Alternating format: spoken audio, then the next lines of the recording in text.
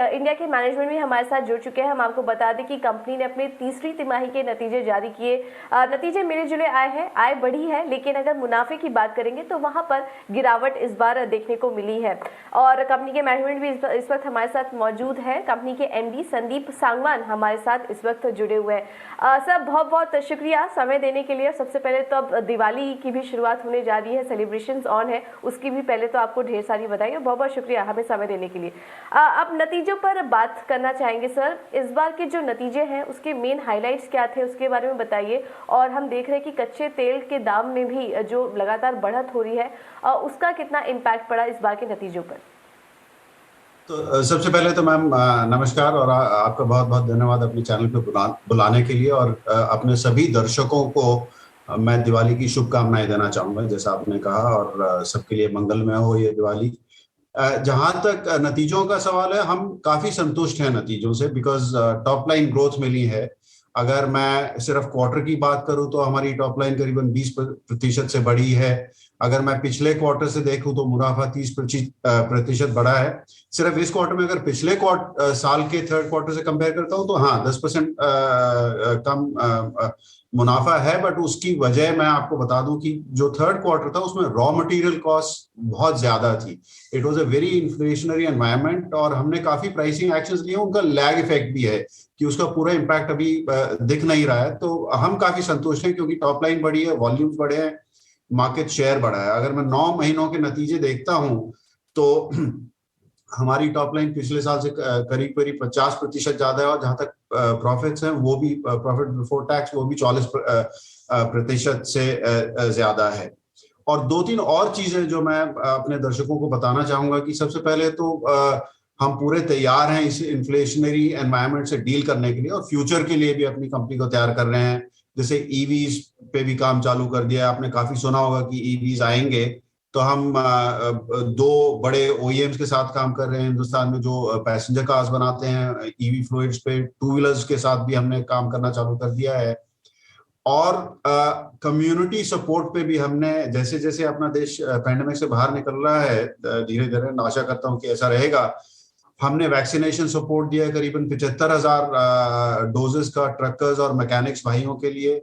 हमने एक super mechanic contest भी लॉन्च किया है स्किल डेवलपमेंट के लिए, जिसमें हम 24,000 तक के मैकेनिक्स को ट्रेन करना चाहते हैं फ्रॉम स्किल डेवलपमेंट पर्सपेक्टिव। और हमें दो तीन अच्छे अवार्ड भी मिले हैं, एक सेफ्टी पे पहाड़पुर प्लांट के लिए, और एक टाटा की तरफ से हमें एक अच्छे सप्लायर का अवार्ड भी मिला। तो काफी अच्छा क्वार्टर रहा उस हिसाब से। जहां तक मार्जिन का सवाल है वो ठीक हो जाएगा। कच्चे तेल का जैसे आपने कहा कि प्रेशर है, वो प्रेशर है, बट हमने प्राइसिंग एक्शन लिए हैं, और जैसे भी जरूरत पड़ेगी हम उस पर इंटरवीन करते रहेंगे।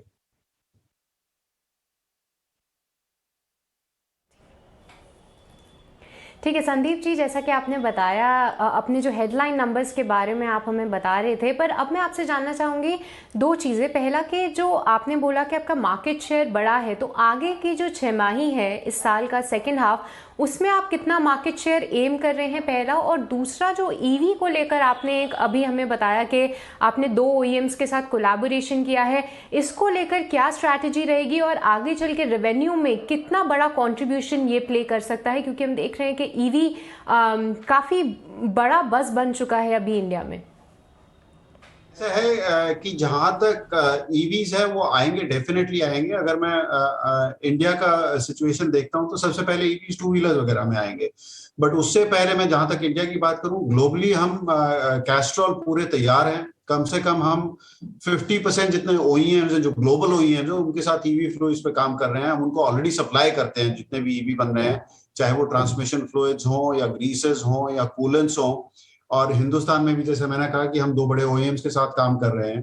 जहां तक डिमांड का सवाल है, अगर मैं आज की तारीख में देखूं तो न्यू व्हीकल सेल्स में 1% से भी कम नई गाड़ियां हैं, चाहे वो टू व्हीलर हो चाहे वो फोर व्हीलर पैसेंजर कार्स हो, वो ईवी हैं।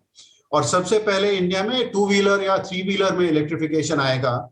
बट जहां तक डिमांड का सवाल है, मेरे हिसाब से करीबन 2030 तक जो भी लोग प्रोजेक्शन करते हैं कि टू व्हीलर्स में नई गाड़ियों की सेल में करीबन 25 से 30% के आसपास के टू व्हीलर होंगे। और जहां तक कार्स का सवाल है, कार्स में तो अभी 2040 तक इंटरनल कंबशन इंजन की भी काफी ग्रोथ रहेगी, क्योंकि हमारी जो पेनिट्रेशन इंडिया में है कार्स की वो काफी कम है। अगर देखें तो पर 1000 पीपल पर 1000 पॉपुलेशन हमारे हिंदुस्तान में करीबन 40 से गाड़ियां हैं। अगर मैं डेवलप देशों को देखूं तो वहां पे करीबन ये नंबर 800 या 900 गाड़ियों का है। तो उस हिसाब से ईवीज में भी बढ़ोतरी होगी, पर हमारा अनुमान यह है कि 2035-2040 तक इंटरनल कंबशन इंजन भी स्पेशली पैसेंजर कार्स में काफी बढ़ते रहेंगे। तो हम इसको दो तरीके से देख रहे जी। हैं। तो ये कि लुब्रिकेंट्स में और काफी राइट, ग्रोथ। तो यहाँ पर मार्जिन्स हम देखेंगे कि आने वाले समय में यहाँ पर सुधार देखने को मिलेगा। हमने देखा कि कुछ असर आया मार्जिन पर, लेकिन वहाँ पर सुधार देखने को मिलेगा। सर, समय की थोड़ी कमी है यहाँ पर, लेकिन बहुत बहुत शुक्रिया हमारे साथ जुड़ने के लिए और ईटी नाउ स्वदेश पर अपनी राय रखने के लिए, कैस्ट्रॉल इंडिया की स्ट्रैटेजी के बारे में भी बात करने के लिए बहुत बहुत शुक्रिया आपका।